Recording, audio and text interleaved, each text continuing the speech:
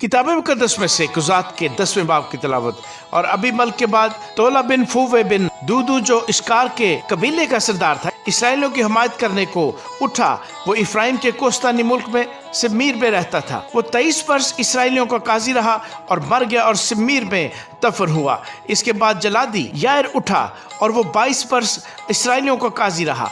उसके 30 बेटे थे जो 30 जवान गधों पर सवार हुआ करते थे, और उनके 30 शहर थे जो आज तक हव्वत यार कहलाते हैं और जलाद के मुल्क में हैं। और यार मर गया और कामून में दफन हुआ। और बनी इसराइल खुदावंद के हजूर फिर बदी करने और बालीम और अस्तारात और आराम के देवताओं और सैदा के देवताओं और मुआब के देवताओं और बनी अमून के देवताओं और फलस्तियों के देवताओं की प्रस्तिश करने लगे और खुदावंद को छोड़ दिया और उसकी प्रस्तिश न की। तब खुदावंद का कहर इसराइल पर भड़का और उसने उनको फलस्तियों के हाथ और बनी अमून के हाथ बेच डाला। और उन्होंने उस साल बनी इसराइल को तंग किया और सताया, बल्कि 18 वर्ष तक वो सब बनी इसराइल पर जुल्म करते रहे जो यरदन पार अमूरियों के मुल्क में जो जलाद में है रहते थे। और बनी अमून यरदन पार होकर यहूदा और बिन्यामीन और इफ्राइम के खानदान से लड़ने को भी आ जाते थे।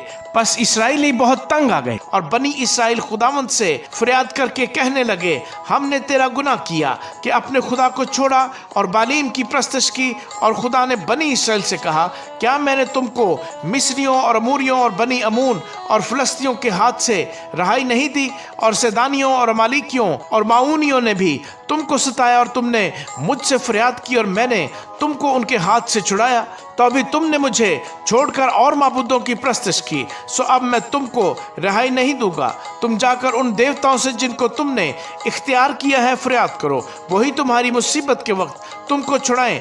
बनी इसराइल ने खुदावंद से कहा, हमने तो गुनाह किया, सो जो कुछ तेरी नज़र में अच्छा हो हमसे कर, पर आज हमको छुड़ा ही ले। और वो अजनबी माबूदों को अपने बीच से दूर करके खुदावंद की प्रस्तश करने लगे। तब उसका जी इसराइल की परेशानी से गमगीन हुआ। फिर बनी अमून इकट्ठे होकर जलाद में खैमाजन हुए और बनी इसराइल भी फ्राहम होकर मिस्फा में खैमाजन हुए। तब जलाद के लोग और सरदार एक दूसरे से कहने लगे, वो कौन शख्स है जो बनी अमून से लड़ना शुरू करेगा? वही जलाद के सब बशिंदों का हाकिम होगा। आमीन।